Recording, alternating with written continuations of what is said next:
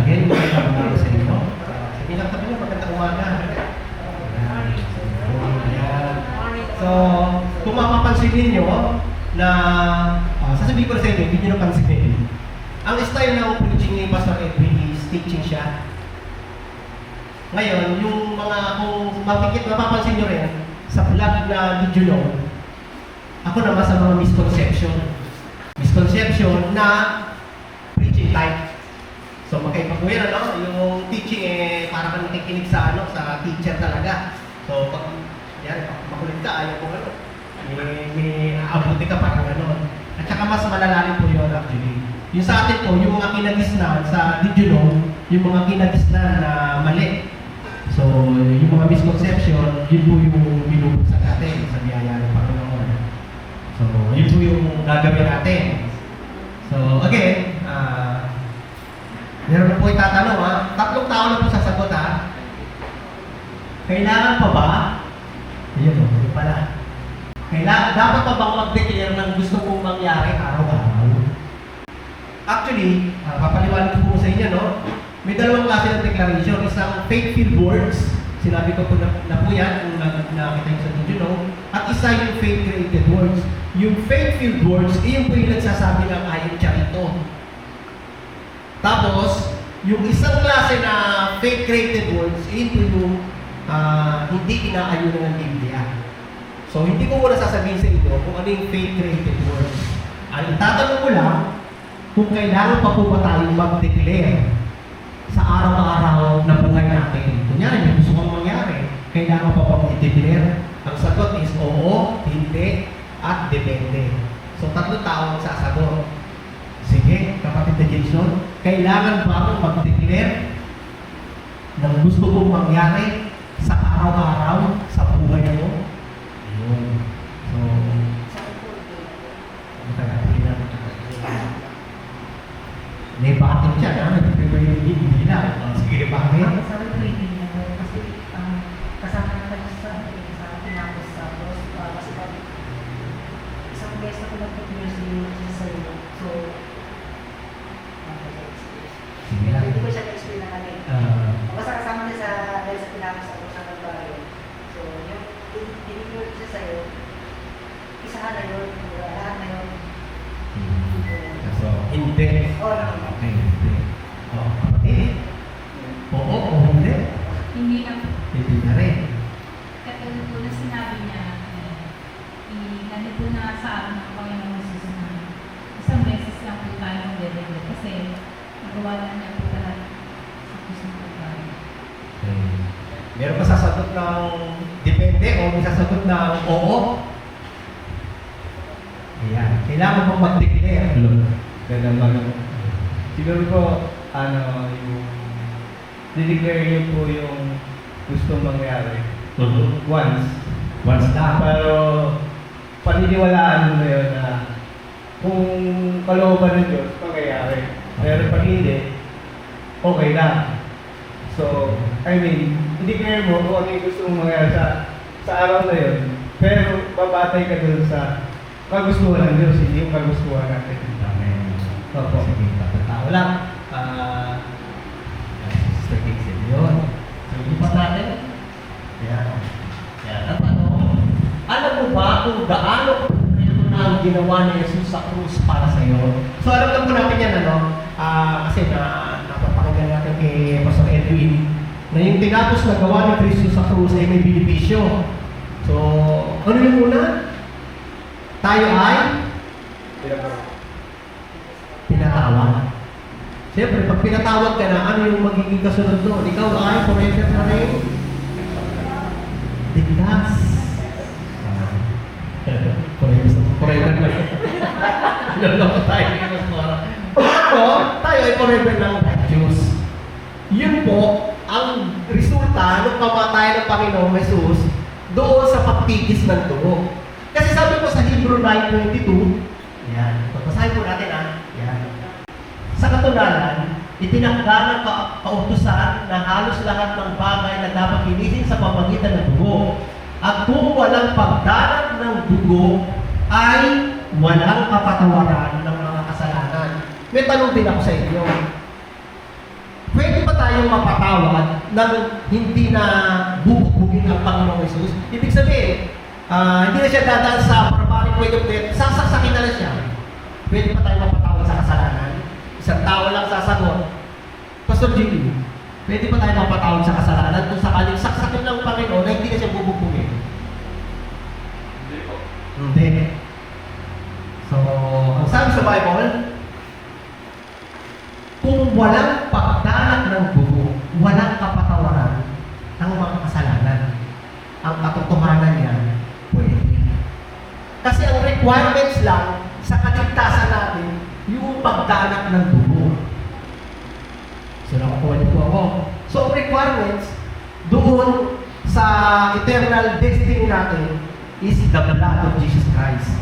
Ngayon, ang tanong, bakit siya pinahirapan? Ano ang purpose ng kahirapan ng Panginoon sa physical? Di ba? Makikita natin yan na, sige muna, yan. Makikita natin yan, di ba, nung pinahirapan si Jesus mula sa pangalan nito, yung Gethsemane. So doon pa lang, naghirap na siya, yung halos pawisan siya ng dugo, doon siya inaresto, halos baliin yung kamay niya, bago dumating sa Sanhedrin, dumaan muna sa tulay, nilaglag siya para aso, na binibig na gano'n, may tali, hanggang sa binubog siya sa pagdamag na sa Sanhedrin dahil umaga pang linsan ng kaso. Ngayon, bakit siya dumanas ng gano'n? Iyon ang magandang pag-usapan natin. Sige, ano ba yung susunod na slide? Yan. Doon pumapasok yung journey. Kasi alam ng Diyos na ang tao ay mabubuhay pa dito sa lupa. Kasi once na ang ginawa lang ni Jesus, namatay siya, tumigis lang yung dugo, ang mangyayari dyan, ligtas na kayo, pwede na kayo mamatay. Pwede tayo mamatay. Kasi ligtas na tayo. Nakuha ninyo. Ayun. Kaya lang, may ginawa si Jesus, yung bugbog na katawan. Ang benefits po nun ay nandoon sa journey ng buhay natin. Kaya nga tinanong ko sa inyo, paunang-una kanina, kung kailangan pang mag-declare. Ito na po siya.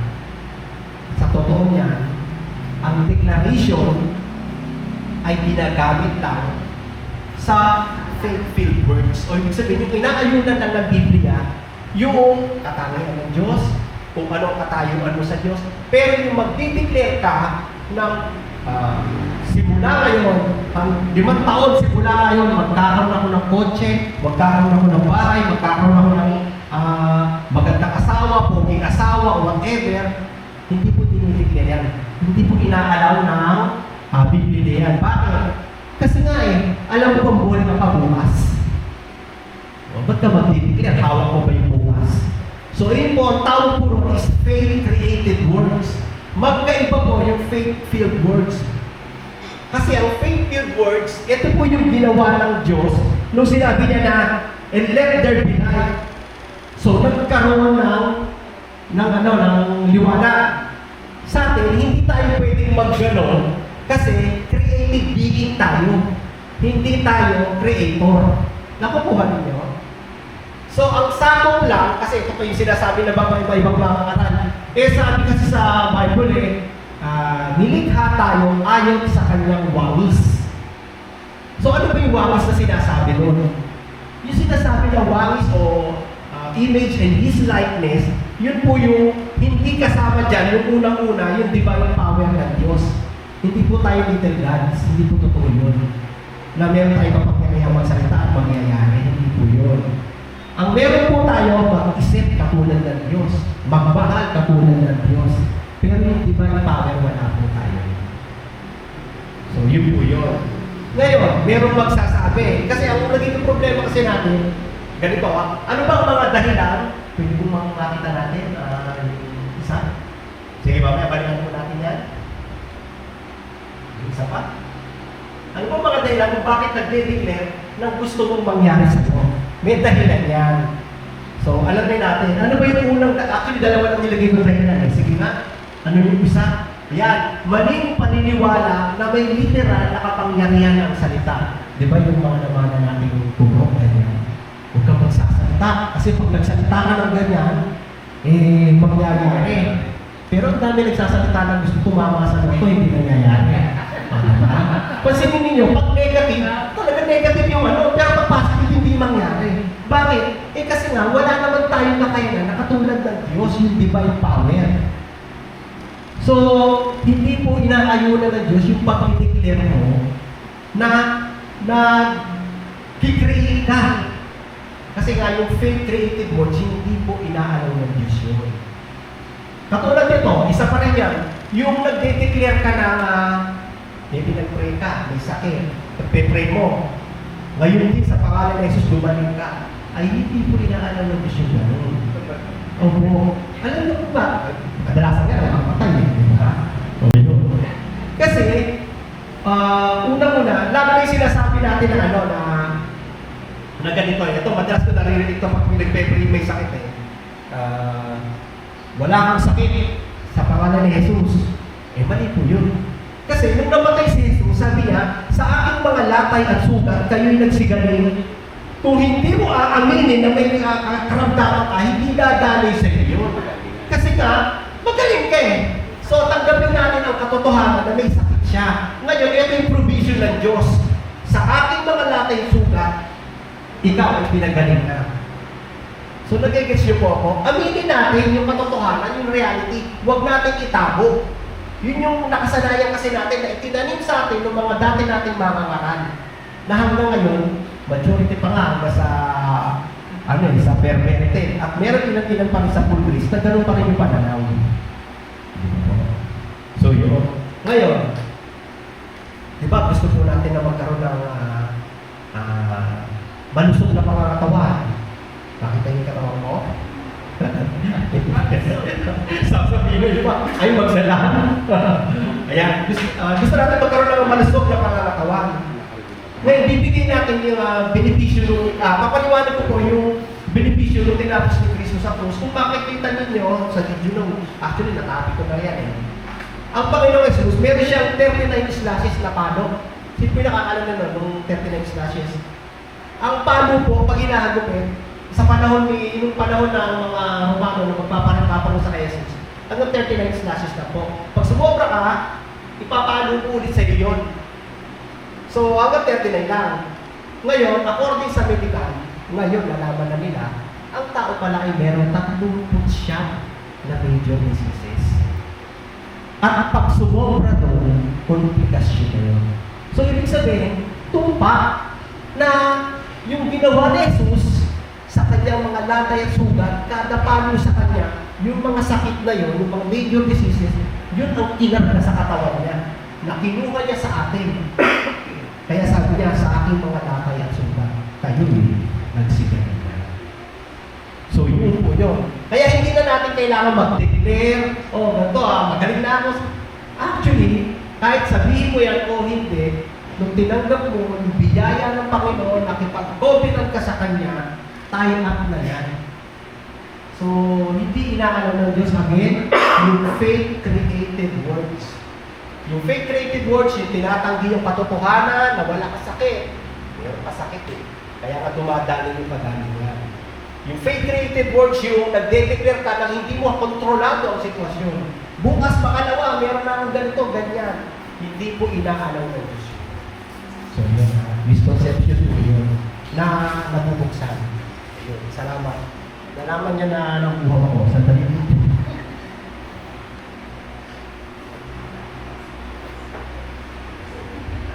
Asan tayo? Ayun, eto pa, papaliwanag natin yung sa Kawikaan 18:21, dito marami sumasablay eh. Gusto ko yung tingin ako sa camera. Ayan.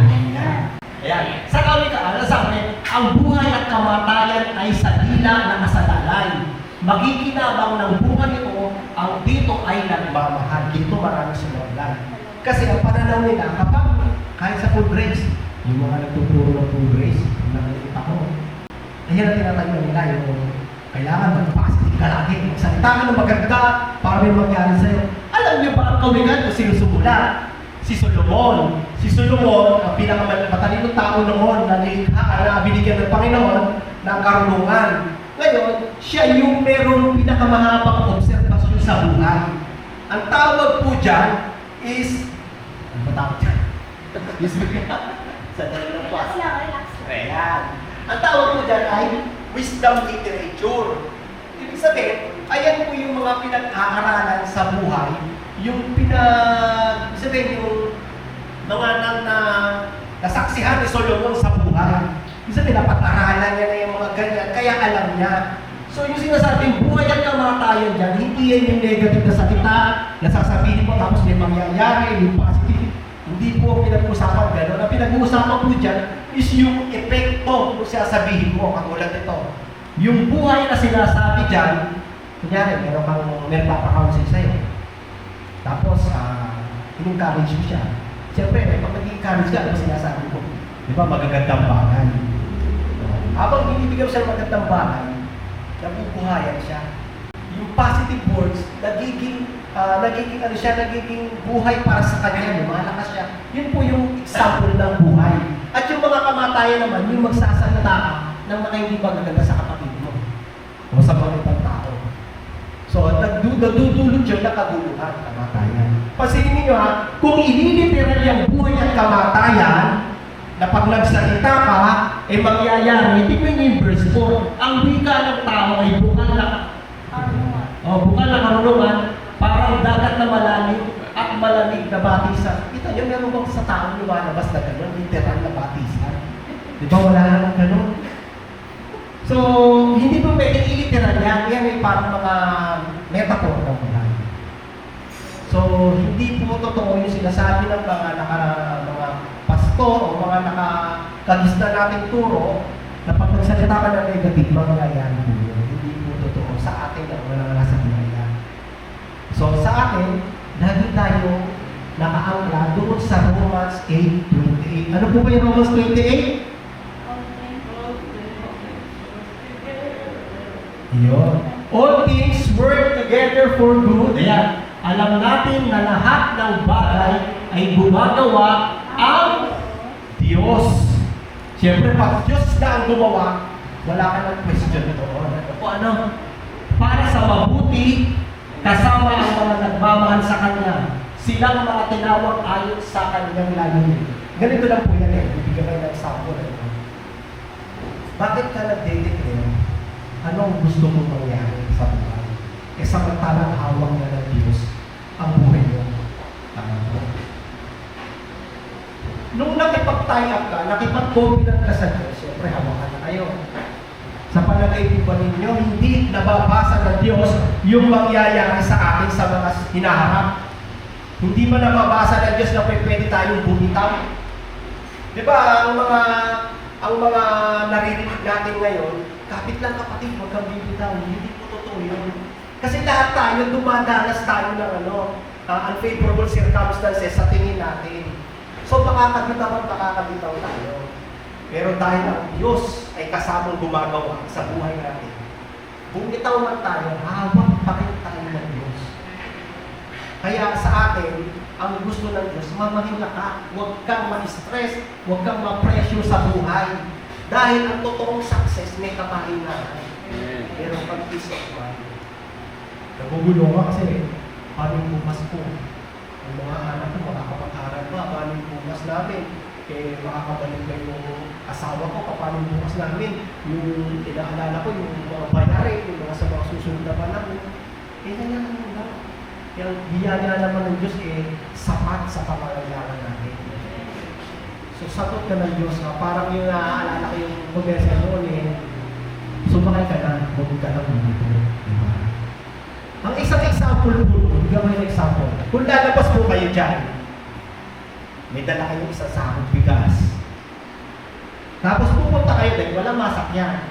Dinalabas kayo dito sa Anton Perez. Habang naglalakad kayo, nadaanan kayo ng pick-up, pinasakay ka. Ngayon, ang ginawa mo, sumakay ka, pero hindi mo binaba yung dala mo pa rin. So, gano'n ang maraming nangyayari sa atin Ayaw niya ipagkatiwala sa Diyos yung bukas. Di ba? Kaya pagdating at the end of the day, tama ka pa rin.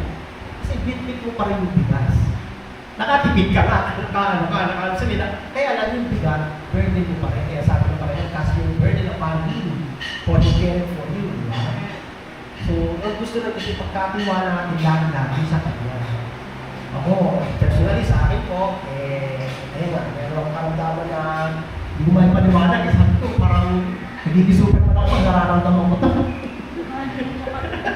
Hindi, lalo po akong nanghihina, ganyan. Pero, sapat ang biyaya ng Diyos. Ayan, pag ano pa pinakatake ako, salamat. Dahil sapat ang biyaya ng Diyos, kaya ko mapagtagumpayan. Hindi ko pinagpapasalamat yung nararamdaman ko, kundi ang pinagpapasalamat ko, sapat ang biyaya ng Diyos. Kahit anong mangyari sa akin, to the sky, it's to thy is giving, no? Ganun lang naman. Again, minsan, ano pa yun? Yung mga minanang turo, bakit ba tayo nag-declare? Kasi meron tayong mga minanang turo. Ano yung minanang turo na yan? Yung mga minanang turo na hindi inaral, na hindi dinified. Ano ba yun? Wala kang verse niya.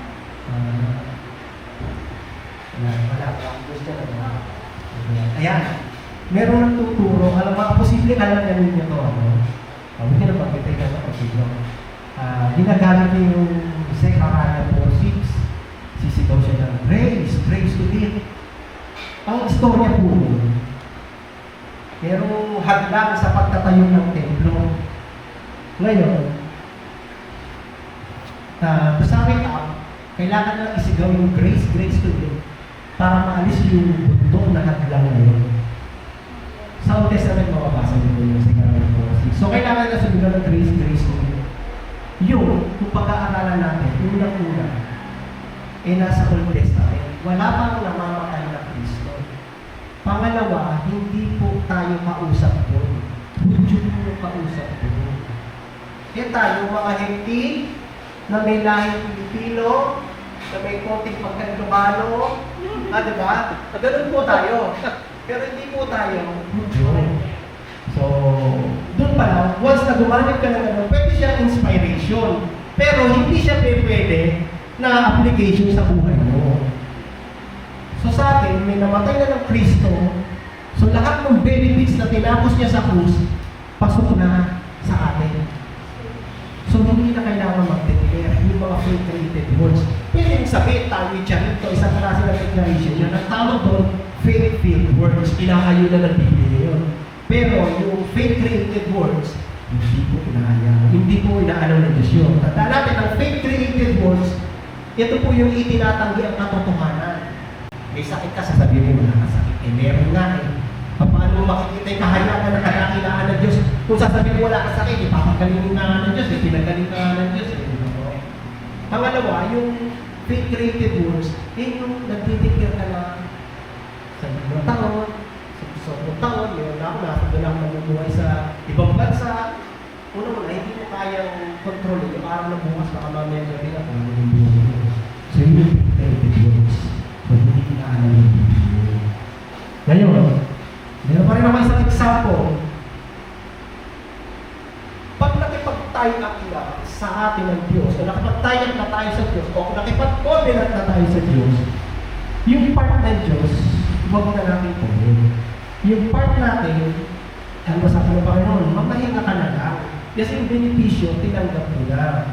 Parang ganito yan eh, di ba? Pag sa negosyante, kunyari, dalawang negosyante, si Sister Casey ako, nag-usap kami, magnilnegosyo kami.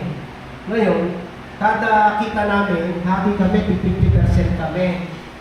Hindi ako mag-worry na baka ganito lang ibigay sa akin kasi ganito, ganyan. Baka pag bumaba yung sales, baka ibigay sa akin 10% lang. Hindi. Kasi pag may written contract, kailangan yung 50% matuto sa iyo. Isa pang example. Ito, natawa ko sa example na ito.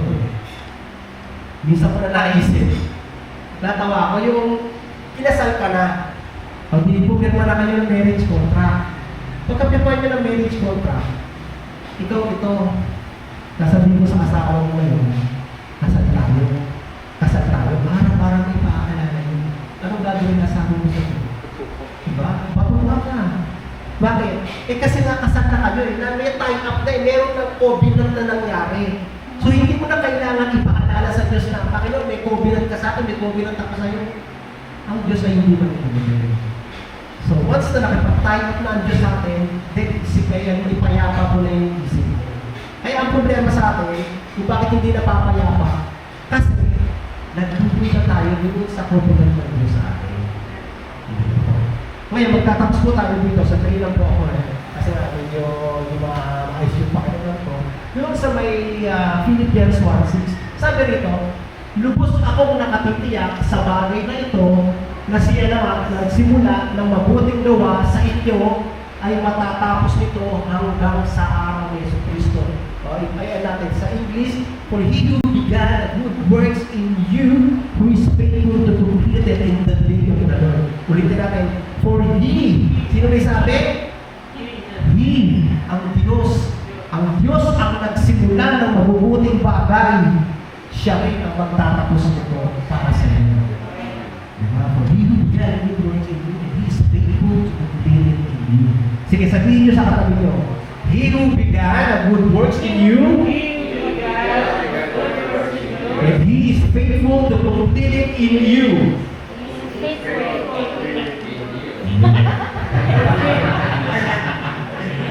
Okay. Ayun. Tapos na po tayo. Ganun na po. Pasensya na po kasi medyo hinihigal ako eh. Ayun. Dahil 2 to 3 days po ako na naninig kita dito. Kaya actually, ginawa ko nalobat na. Ginawa ko online. Ginawa ko online. Kagabi lang po yan. Hindi ko maipasa kay Sister Keisha kasi siya yung nagbigay ng slide check na kagabi lang po yan. So hindi ko masyadong, totoo lang, hindi ko masyadong napagandaan. Pero biyaya pa rin ng Diyos. Eh yung konsepto is naihayag naman sa akin. So hindi ka na yung word us. Hindi ko sa pagkakita. Sige po, ang microphone ay ibigay mo na kay Pastor TV. Yeah, magandang hapon. Sa Japan. Pag nagkakaroon may paraan na para. Okay, so malinaw. Maganda yung sinabi ni Harold na yun, na-identify natin na faithful words, iba yung faith-created words. Pwede tayo mag-declare sa paalala sa sarili natin. Pero yung sasabihin mo may kapangyarihan ka para mangyari yun, pray, kising, di ka Diyos. Di tayo Diyos para mag-declare tayo sa susunod na mga araw ganito yung mangyayari. Okay, so lahat ng yan ay naipayagan na sa atin ni Harold. So ngayon, salamat sa Panginoon, pwede naman kayo magtanong. Mike. Give her a mic. Parang Suryano tayo, Dito, kayahin na. Biblia ang sasabi. May gano'n pa yun. Sige. Kanina mo ko sa akin lang. So yung kay ano po ba yung ginagawa ko ng 15 years yung buhay niya? Di ba nagkasa siya mga kanina? Sige kaya po ba yun?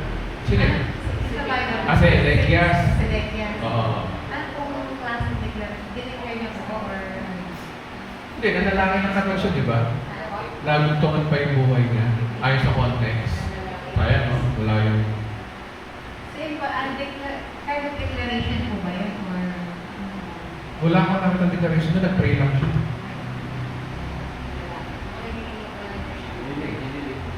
Hinilig. Ang declaration yung ginawa sa Sakaraya. Grace to it. Yun ang declaration. Effective yun sa kanila. Kasi nung panahon na yun, kailangan nilang sumigaw ng biyaya kasi nung panahon na yun, walang biyaya. Ganun lang kasi yun. Bakit? Old Testament eh. Kaya kailangan nila mag-declare ng biyaya kasi kinigising nila ang Diyos. Kasi nung panahon na yun, wala pa si Kristo. Wala pa yung testator. Wala pa nag-i-initiate ng biyaya sa krus. Kaya kailangan siya mag-declare. Eh ngayon may krus na eh. Ba't mag-declare ka pa? Dideclare naman sa krus na ito ng biyaya. Ephesians 1 chapter 1 verse 6, tayo daw ay accepted siya rito. Dideclare na sa krus. Bakit mag-declare? Diba? Sabi ko sa inyo, wag ka pang magagalit. Tanong na kayo guys, sige na. Meron tayong 30 minutes, tapos kakain tayo. Pastor, alam ko lang po yung sa Matthew 8:22 na sinabi ni Jesus. Kasi may nagtanong na alagad na gusto sumama. Tapos sabi niya, ngunit sinabi sa kanya ni Jesus, sumunod ka sa akin, ipaubayan mo sa mga patay ang paglilibing ng kanilang mga patay. Alam ko naman kung hindi literal na yung patay, maglilibing sa kapatay. Ano po ba ibig sabihin? Okay, ano ba pinapangaral ni Christ sa oras na yan? No? Ang pinapaaral ni Christ sa oras na yan, yung kanyang pagiging hari. Ano ba yung gospel niya? Gospel of God's Kingdom. Ito, hermeneutics tayo. Rightly divided scripture. Exegesis. Okay? Sino nagsasalita? Si Kristo. Sino kausap? Wala niya yung context. Alagad at mahudyo. Okay. Ano sabi ni Christ? Tinawag daw siya kanino? Sa mga nawawalang tupa ng ano? Pilipinas? Israel. Israel. So, yung sabihin lang namang sinasabi niya sa panahon na yun, tungkol sa Israel. Okay. So, ito yung conversation. Then, binigay ko lang sa inyo, ano? Ito yung conversation. Ito yung conversation nila. Panginoon, uuwi muna ako. Ililibing ko lang. Ang ama niya. Ang sinabi ni Christ, hayaan mo munang ilibing yung Patay sa kapapatay. Kasi pagpatay sa kapapatay, ibig sabihin, sino ba ang buhay? Si Kristo. Ang kasi kasasabi lang niya ng ako ang buhay, di ba? Sa part na yan. Bigla mayroong sinasabi na may patay. So, yung sinasabi doon ni Kristo, tugma pa rin doon sa gospel, ng gospel of God's kingdom. Ano yung gospel of God's kingdom? Without Christ, you have no longer lived. Yun pa rin ang message mo. Gospel pa rin naman. Pero hindi grace. Ang binabanggit ni Kristo, yung tanggapin siya bilang Kristo ng bayan ito. Bayan na ligaw ng mahabang panahon, na siya ay galing sa angkan ni David. Yun po kasi ang tema ni Kristo. Pero si Kristo pa rin na itataas. Kailan to? Nung oras lang na yun. So, ang ano doon, yung paglibing sa kapwa-patay sa ang pinapatungkol ni Kristo doon, na unahin may nagbibigay ng buhay. Sino ba nagbibigay ng buhay? Si Kristo. Yun ang sinasabi ni Kristo. Pero nilatag ko lang muna lahat kasi para may depensa kagad tayo na, di ba, baka dapat sa mga Kristiyano, baka may sabihin ng gano'n. Yun ang mga kausap mga Mudyo. Yun ang mga kapatid na nasasabi natin. Tanong pa ho.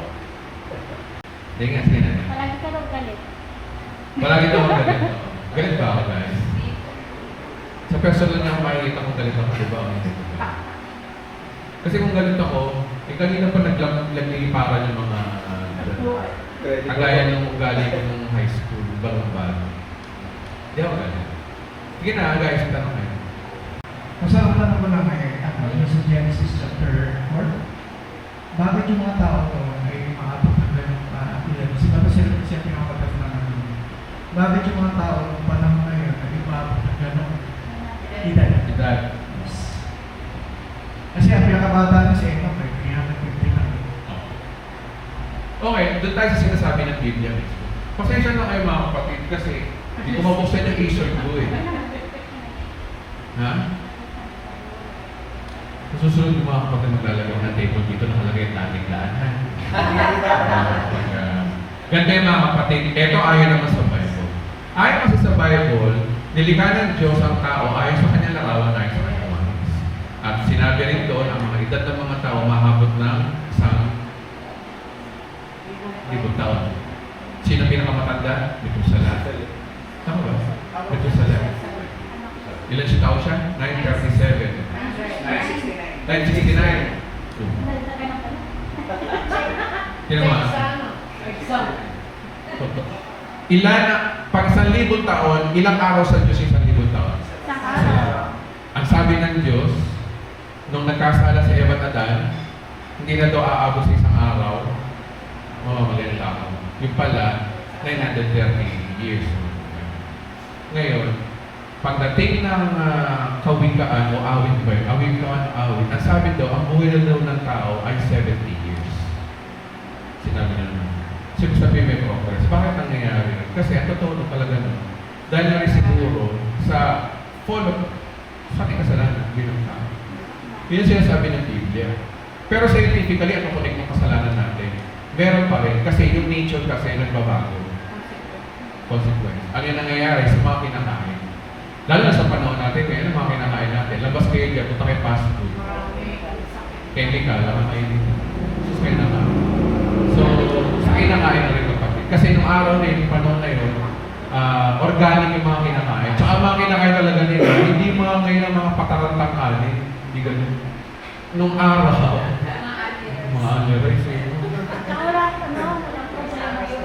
Tsaka na panahon na yun, iba yung Walang stress. walang nature, simbahan nature. Tsaka sinabi na rin sa Bible, di ba? So kapag hindi nasagot doon, ayon sa Bible, yun po yun. So, sige po. Sa mga rapture na ba?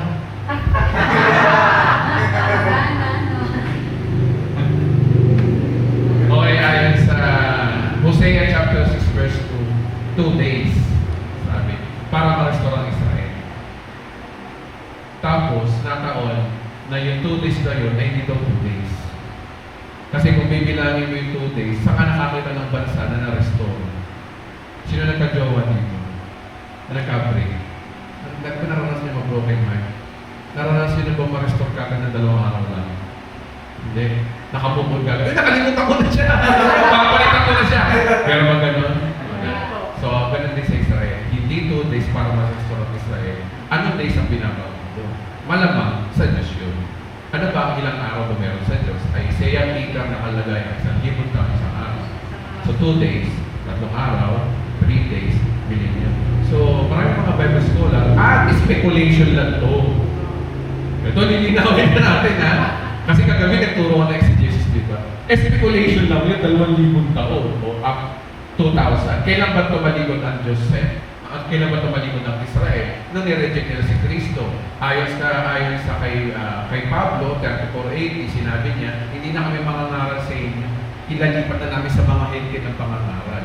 So, ano nangyari? Na-stop yung oras ng Diyos sa Israel. 34:80 o 33:80 estimated time. 2,000 taon after. Kung 33:80 plus 2,000 years, di kayo darating si Kristo 2033. Kasi ito pa masakit. Bawasan mo ng 7 years. Kasi 7 years, di ba? Kasi nakalagay kasi, Daniel 9:27, 7 taon na makikipag-confirm ang Antikristo sa Israel tungkol sa templo. 3.5 years, papatigil niya ang mundo. Tapos, after daw na 3.5 years, 7 years, mag-aari ng Diyos. Whereas si Kristo yung second coming. So, ibig sabihin, ang second coming, after na 7 years. Kung magbabawas tayo ng 2033, bawas tayo. Wala, 2026 na lang. Bakit nagkakagera sa Israel? Hindi kaya ito na kaya yun.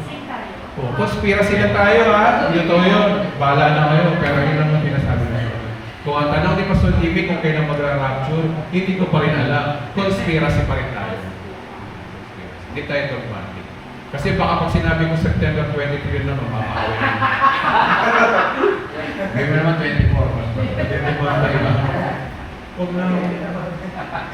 Guys, mahal ang bayan sa atomic. Malaki issue na naman. Okay, so yun. Hindi tayo mag-date 7. Sige, kapatid. Pero yung ano ko, yung father and kid ko lang na sinasabi ko na katulad niyo po na gumawa ka sa mga videos din. Wala po buhay pa talaga siya.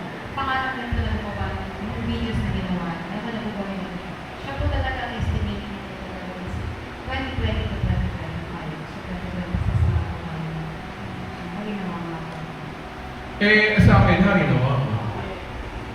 Kasi tingnan nyo, no, si Christ, namatay siya, ang buwan niya, buwan ng Nisan, April. 32 or 33 AD. Lumagpas na yung 32 AD. Sabi-sabihin, hindi 2025. Itong final ngayon, 2033 o 33 AD. So, 2023. So, babagsak siya. Magra-rapture 2026. Itong problema. Anong ba na ngayon? Kailan umalis si Christ na matay sa krus? April.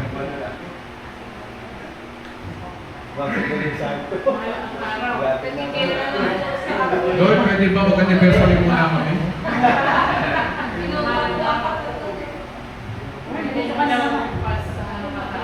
Guys, panoorin niyo yung aking bagong series na gagawin. Ang Book of Revelation series. Kasi ito nangyari. Ang katapusan ng mundo series natin, may system na. Pero yung revelation study natin, talagang verse by verse, wala ko. Pero ito iba, yung Revelation series, hihimay-himay natin yung Book of Revelation. Sa Book of Revelation kasi, chapter by chapter, tapos maglalagay tayo ng sketch. Saan doon yung rapture, saan yung second coming, hindi tayo dependent sa system na ginawa ko natin.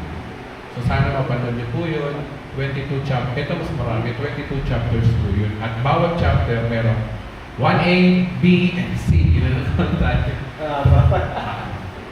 Pero matatalakay na po natin yung rapture niyan, siguro mga parte ni Mayo.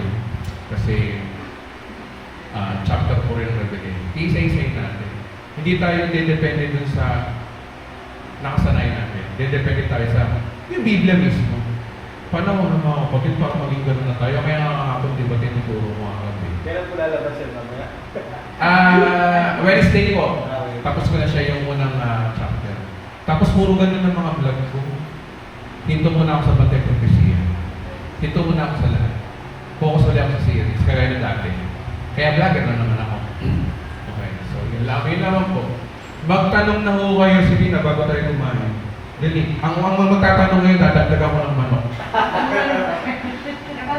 lang po. Ayun, may manok na ulit. Actually, di ba nakalagay sa Bible na sa langit wala na itong pag-asawa.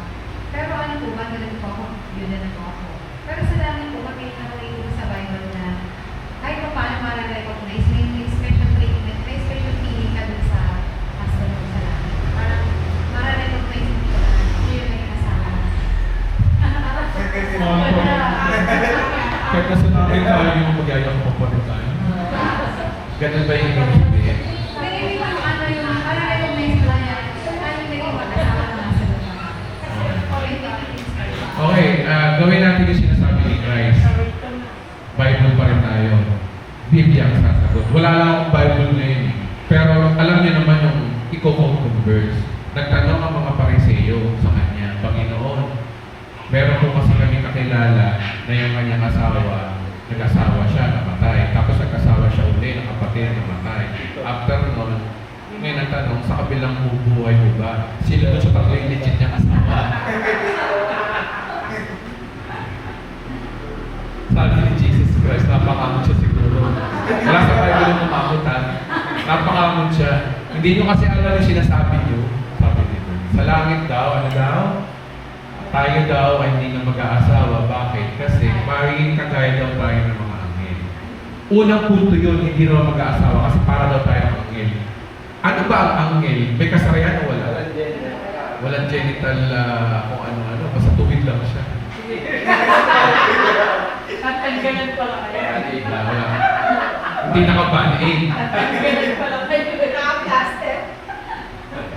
So wala. So tinan nyo ha. Okay. Tapos sinabi sa 2 Corinthians o 1 Corinthians chapter 15, lahat daw tayo ay babaguhin yung katawan. Katawang di nabubulog. Ngayon, sa tingin niyo ba, kung papalitan ng katawan natin ng Diyos, lalagyan pa ba tayo ng mga sexual organs? Kasi ang usapan, di ba, hindi na nga. So, ibig sabihin, wala ka ng sexual organ. Eto, tandaan po natin, tayo yung mga asawa tayo. Sino yung asawa dito? Bakit tayo nakakaranas nun? Kasi meron tayo tinatawag na opposite sex, mutual feelings na love, na may halong lust. Ibig sabihin, kaya pala tayo nai-inlove, halimbawa ako sa asawa ko, kaya pala ako nai-inlove sa kanya, hindi dahil sa emotion, kundi meron akong sexual desire sa kanya. Aminin na namin yun. Hindi totoo yun, mahal kita. Hindi kita gagalawin. Sa araw na kasal natin, virgin ka pa rin. That's not true. The reality is there's a sexual. Okay, alam niyo na yun. Okay, ganito yan. Balik tayo sa tanong niya. Ang tanong niya, meron pa ba? Eh wala ka naman sexual organ, paano ka makakaramdam mo? Glorified body na tayo. Pero, maiisip mo na, dati ko tong farmer sa kabilang tayo. Kasi nandun yung memory. Eh si Jason ko, asawa ko to dati. Dati nagyaya ka pa kami nito, pero ngayon, Parang kung yayakapin mo siya nakakadiri. Sino may mga kapatid dito? Kapatid, biological. Sige nga, halika na yakapin nyo nga yung kapatid nyo. Sige nga, tabihan nyo sa kama. Kaya nyo? Bakit? Mandidiri kayo, di ba? Kasi bakit? Bakit kayo nandidiri? Kapatid. O ganun din sa langit, imposibleng ganun din ang gawin mo sa kapatid mo. Amen. Ganyan nga. Alam niyo, medyo may kabastusan ng kung sinasabi ko. Kaya lang kasi, pinapaliwanag ko sa inyo kung ano yung feeling. Kasi ang tanong niya yun eh. Ang tanong niya, makakaramdam pa ba? Yun ang mararamdaman sa kapatid mo. Subukan mong albaw si Quezon sa langit. Mahal, pilitin natin. Magkaroon tayo ng romantic. Hindi na mangyayari. Mandidiri na ako sa kanya. Siya rin mandidiri sa akin. Kasi bakit? Iba na yung amin. Pero isang bagay na naniniwala ko na mangyayari na magkakaroon tayo ng totoong in love. Ano ano? Totoo yun. Kasi alam niyo kung bakit. Ang liwanag sa Bible, pakakasunod daw tayo ni Kristo. Mahirap to para sa aking mga lalaki. No? Pero yung nangyayari, sino din ang Bible pakakasunod? So ano, meron. There is a romantic issue. Saka nakakita ng pakakasunod yung anak na mamete pa. Diba? So ibig sabihin, nilarawan tayo ng Panginoon sa pride. So ibig sabihin mga kapatid, darating oras pala na iisang tao lang o iisang Diyos lang ang mamahalin natin, si Kristo. So tingin ko doon tayo pupunta. Amen. Kaya yung pagiging lalaki natin, mawawala ito pa si Kristo. May in love tayo. Kaya yung totoong in love kay Jesus, sa eternity yun hindi rito. Dito hindi mo kaya may in love kay Jesus. Kay pokritohan, kaya sinasabi sa inyo, di ba? Kay pokritohan na mahalin mo ang Diyos sa oras na ito. Kasi wala ka tayo sa eternity. Pero sa eternity, I do believe, si Lord na ang tipong ng puso natin. Napakasaya na sa langit. Guys, tinan nyo, ang langit ganito. Mag-isip kayo ng bagay na pinakamasaya nangyari sa buhay nyo, ganun araw-araw sa langit. Ako, nag-isip ako, ano ba yung pinakamasayang araw ko? Anong bata ako na namamasiko ako? Ha? Wait daw, pinakamasaya. Ay, oo! Asan ang feeling? Ay, nakasagot ako ng buhay. Nakain po ba tayo doon? Sabi niyo sa vlog niyo, makakain. Sinabi ni Jesus, tinan niya. Tinan niya. Una sa lahat, sinabi ron, marriage supper of the Lamb. Alam namang ahinan ka, hindi ka kakain. May supper na eh. Oh. Revelation. Alam naman symbolic yun. Symbolic yung supper of the Lamb. Ano yung symbolic? May table na eh. May banquet na eh. O may buffet na. Tapos ito pa, sinabi ni, nung sabi sa Bible, si Jesus Christ daw yung unang bunga ng resurrection. Siya yung unang glorified body state. Nung namatay siya, nung nabuhay siya mag-uli, siya yung unang body. Pangalawa daw tayo. So, ibig sabihin, kung anong body meron si Christ, pag nag-rapture natin ito, ang katawan natin, ganun din tayo. Pareho. Eh, si Christ, na naging sa lupa, glorified body na siya. Ano ba mga pinagagawa niya after ng pagkamatay niya? Di ba, ang ginagawa niya, una, nawawala siya, nag-telepon, tumatawag sa pader. Kumakain, nag-iihaw. Tapos wala na, di siya nakilala. Tapos hindi rin siya nakilala. Naglalakad sila sa Emos. Emos ba yun? Pinadabang pa nga po yung butas na kami. Sabi niya, meron doon una-una ito si Jesus Christ naglalakad. Meron dalawang tao naglalakad galing ng libingan. Pagdating sa Emmaus ba yun? Emmaus ba yun? Lumabas si Jesus Christ sa kanila, di siya nakilala, naglalakad siya. Pinaliwanag yung scripture. Pagdating sa bahay, pumasok pa. Tapos, nung maghahati-hati na sila ng tinapay, nawala si Jesus Christ, naalala nila, ang Panginoon yun. Ibig sabihin, hindi mo na nila nakilala. Naalaman lang nila na si Jesus Christ yun, nung nagtanggal ng tinapay, pinasa sa kanila, doon nila nakilala ang Panginoon yun. Tapos alam nyo, nangyari nun, on that day, napunta kagad ng Jerusalem. Saragin pintuan. Sinabi ni Christ, peace be with you. Saan ka nakakita ng ganun? Eh kung sa ating panahon natin ngayon, as nakakapanood natin ng Dragon Ball, lumalabas na yun ay teleport. Ano ba? Yun ang term natin. Alam pa, si Christ, nung si Jesus Christ ay kasama yung mga alagad, si Peter, yung sinabi niya ng mahal mo ba ako? Habang sinasabi ni Jesus na mahal mo ba ako, nag-iiyaw si Lord. Glorified body yun ha. Tapos saka kumain tayo. Kumakain tayo. Kaya sagot ng kapatid, kakain pa rin tayo. Hindi para mag dahil sabi tayo dito, kundi to enjoy life, enjoy the eternity. Kasi alam nyo kasi, sa tao talaga, natural talaga na kapag nagbabanding-banding, nag-i-enjoy, natural na kasama talaga yung pagkain. Hanggang mamaya, nakain tayo, di ba? 3 manok na kaya ate. O sige, manalangin muna tayo. Tayo po yung muko bilang pagtatapos ng ating gawain. Panginoon, maraming salamat po sa araw na ito na kami, Panginoon, ay tinatagpo mo sa gawain ito, Panginoon. Patuloy po kami nagpapasalamat, Panginoon Lord God, na kami nakarating ng maayos dito sa simbahan ito, na puno, Panginoon Lord, ng kapayapaan at maayos na traveling mercy, Panginoon. At gayon din po, Panginoon, sa mga tao na nandito, Panginoon, ay pinapalalaman ko sila na patuloy ko sila na bigyan ng pagkakatigan ng pag-iisip.